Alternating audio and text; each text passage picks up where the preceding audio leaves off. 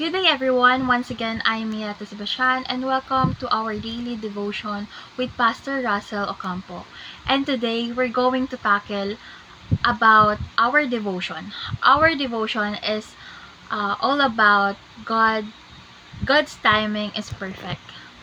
At itatakal ko po or tatalakayin ko po yung mga natutunan or yung mga lessons sa video po ni Pastor Russell Ocampo. Our devotion po is all about God's timing is perfect. And the plans of our Lord is all good when we have time to wait for His signals.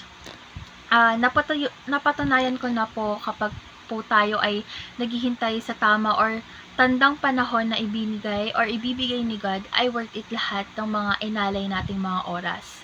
At ang tatalakayin po natin ang ating scripture, Genesis chapter 21 verse 1 to 2. Tungkol po ito sa mag-asawang matanda na si Sarah at Abraham. Si Sarah po ay dahil sa katandaan ay hindi na po siya dinadatnan or wala na po siyang menstruation na pwedeng makapagbuo ng bata sa kanyang sinapupunan. Kaya po si Sarah ay nawalan po talaga siya ng pag-asa na magkaanak. Ngunit, sinabi ng ating mahal na Panginoon na babalikan kita, Abraham. At sa Genesis chapter 21 verse 1 and 2, dito po sa verse na ito, dito po sila nabigyan or binayaan ni Lord ng isang anak na lalaki, which is si Isaac. Nangyari po iyon nung dinalaw si Sarah ng ating mahal na Panginoon.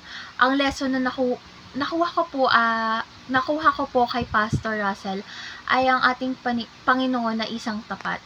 Magtiwala at maghintay sa kanyang mga plano para sa atin.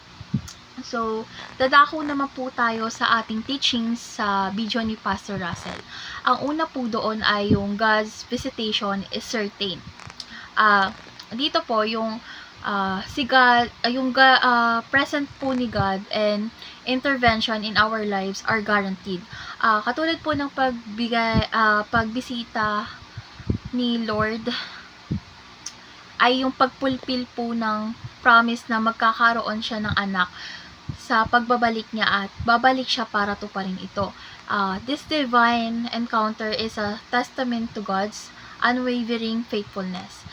Kumbaga po, si Lord is biniyaan or binless niya po or binigyan niya ng grace si Sarah, katulad din po ng sinabi ni Pastor Russell. So, sa pangalawa naman po ay yung God's plan cannot be thwarted. Despite any obstacle or delays, ang plano ni Lord ay matutubad basta't ikaw ay maghihintay. Si Sarah at Abraham, nagkaroon po sila ng maraming challenges, pero ang plano po ni God ay never nag-stop or unstoppable po. Kumbaga, mas madaming obstacle is mas lalong lumalawak yung vision or yung plan ni Lord para sa inyo. Kumbaga, this teach us that our Lord plans are beyond human interference. And pangatlo po is yung God's schedule is always on time. So, katulad nga po nung ng ating devotion is all about God's timing is perfect. Kahit na si Sarah at si Abraham ay naghihintay ng maraming taon, oras, araw, linggo, buwan, taon, ay ang pangako ng Diyos ay natupad pa rin at natupad yon ayon sa tamang panahon. Kahit na matanda sila, binigyan sila ng blessing, which is yung anak nilang lalaki na si Isaac.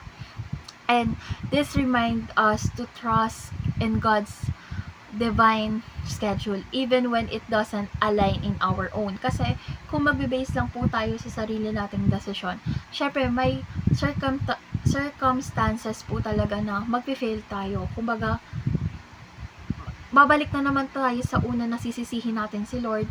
Kaya dito pa lang po dapat marunong tayo kung paano natin i-wait si God ng may faith and may patient. So, based po sa video ni Pastor Russell Ocampo, ito po ay sumisimbolo sa konsepto ng God's perfect timing. Ayun nga po yung sinasabi ko, yung aming devotion. Kumbaga, naglalahad po ito ng istorya nila ni Sarah at Abraham upang ilarawan kung paano ang mga plano ng Diyos ay natupad sa tamang oras. Inilarawan niya rin po na ang kalagahan ng faith at patient, katulad po ng sinabi ko sa number 3, habang naghihintay tayo sa mga pangako ng ating Diyos na magpahayag sa ating buhay. So, dadako naman po tayo sa application. Ang unang application po is pray for God's visitation. So, dito po, we need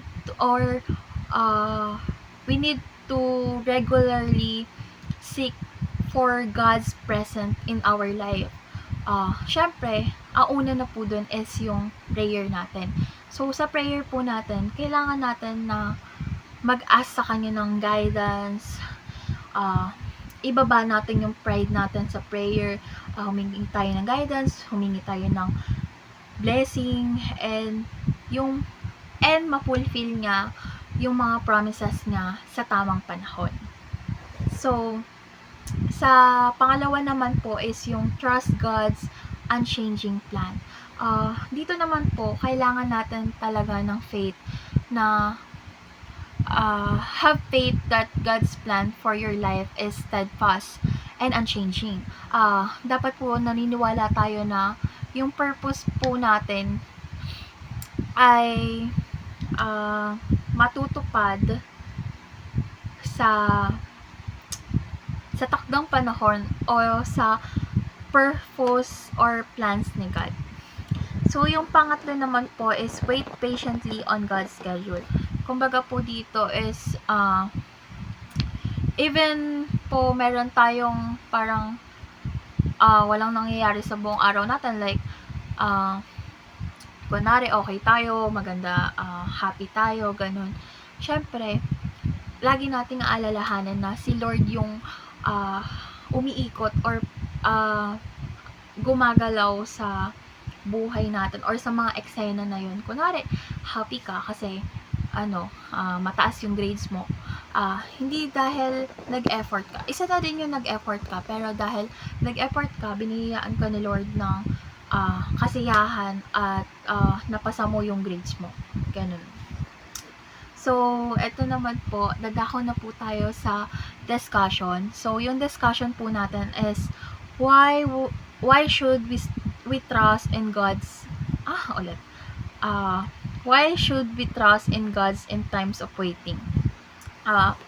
Based po sa nangyari sa akin, humiling po ako kay God noon na, or nagdasal po ako na makakuha or makabili po ako ng cellphone. Example po, that time po kasi wala po talaga akong source of income.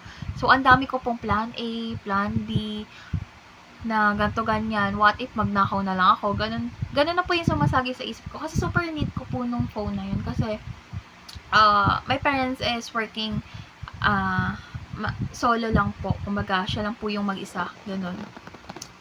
So, nung panahon na sumasagi po yun sa sa isip ko, yun po yung time na parang hindi ko wini-wait yung tamang timing sa akin ni God. Kumbaga, parang nakatuon lang po ako sa desisyon ko bilang ako. Ganun po. Then, nung nagdasal po ulit ako, nagkaroon po ako ng agad ng realization na dapat matuto ako mag-intay, kasi hindi naman po sa lahat ng bagay is maibibigay sa'yo kagad ni God. Ganun po. So, na mag-intay sa tamang desisyon at panahon na iaalay ni Lord sa'yo para mabili yung gusto mong bilhin. After that po, nung sinorender ko po siya through prayers, lahat ng tiwala at patient ko, ang dami pong nagbigay ng blessing po sa akin hanggang sa nabili ko na po yung dapat kong bilhin. Dito po natin makikita na si Lord kaya niyang ibigay sa'yo ng walang pag-aalinlangan basta't marunong kang magtiwala at especially mag-antay sa Kanya. Dahil pagdating sa Kanya, walang plan B, walang plan C, kundi focus lang siya sa isang decision niya, sa one decision niya. And the first yun nga po yung sinasabi ko, the first thing we do is pray. Pray for strength, growth, fulfillment, and for God's perfect timing. Because when we have strength and growth, we have or we can patiently wait sa tandang panahon na ibibigay ni God para sa atin. And also, sa perfect timing na dahil hindi agad na ibigay ni Lord sa'yo ay hindi para sa'yo. Pero, nakikita ka ni Lord na mas may karapat-dapat na para sa'yo. And to summarize it, the Genesis chapter 21 verse 1 to 2 illustrate God's faithfulness in fulfilling His promises at perfect time. Pastor Russell teaching emphasized that God's visitation at yung mga plano niya na hindi mo ikapapahamak at mga kanyang panahon ay palaging perpekto. We are encouraged na manalangin para sa visitation ng ating mahal na Diyos, mag-trust sa kanyang walang pagbabagong plano at naghihintay na may pasensya sa kanyang schedule, na alam natin na kailangan natin na ang guidance ni Lord at ang kanyang mga pangako ay tiyak.